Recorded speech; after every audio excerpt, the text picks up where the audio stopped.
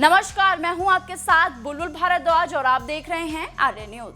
लोकसभा चुनाव के परिणाम आने के बाद लगातार भारतीय शेयर बाजार में जिस तरह गिरावट देखी गई, वो अपने आप में सबसे हैरान कर देने वाला था।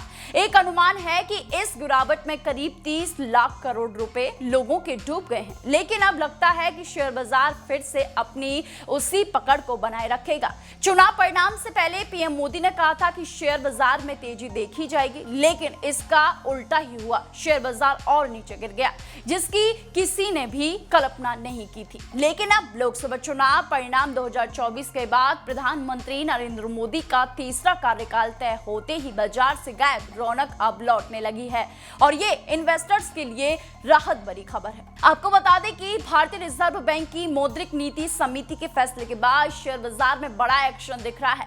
हालांकि भारतीय शेयर बाजार में आज यानी शुक्रवार को उतार चढ़ाव देखने के लिए मिला, लेकिन बाजार के प्रमुख इंडेक्स ने धीमी शुरुआत की, लेकिन उसके बाद थोड़ी देर में ही इसमें तेजी देखने के लिए मिली।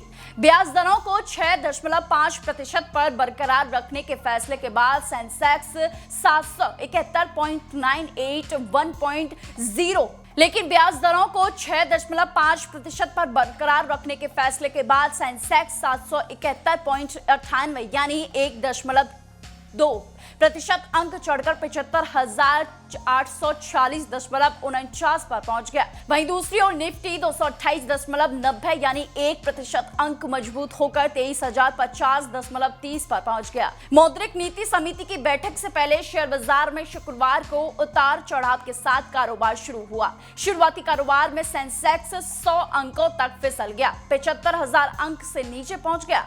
दूसरी ओर निफ्टी भी 22,800 के स्तर पर पहुंच गया। हालांकि प्रमुख बेंचमार्क इंडेक्स अपने नुकसान को पाटने में सफल रहे और बाजार में तेजी फिर से लौट आई। सुबह 9:40 पर सेंसेक्स 386.2 यानी कि 0.51% अंक चढ़कर 75,460.53 पर कारोबार करता दिखा।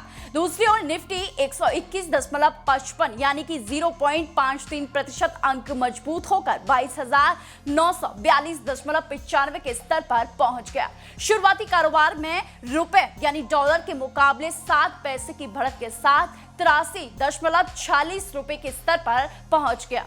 आइए आपको बता दें कि कल की कैसी रही थी बाजार की चाल।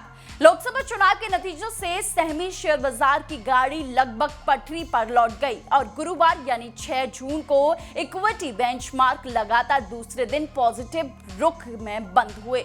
निवेशक चौंकाने वाले चुनाव नतीजों से लगभग उबर गए थे और गठबंधन की सरकार के गठन से उनके बीच घबराहट कम हुई है।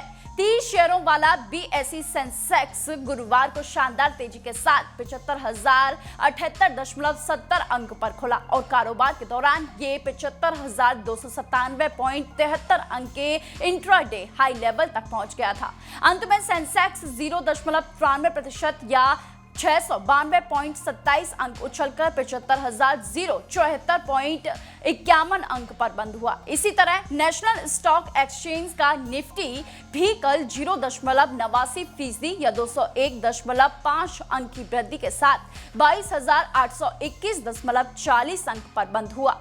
ये इन्वेस्टर्स के लिए राहत भरी खबर है, लेकिन अब हम यही कहेंगे कि सोच समझकर ही शेयर बाजार में इन्वेस्ट करें। ऐसी तमाम बिजनेस से जुड़ी खबरों के लिए देखते रहिए सिर्फ और सिर्फ आर्य ट्रेड टॉक।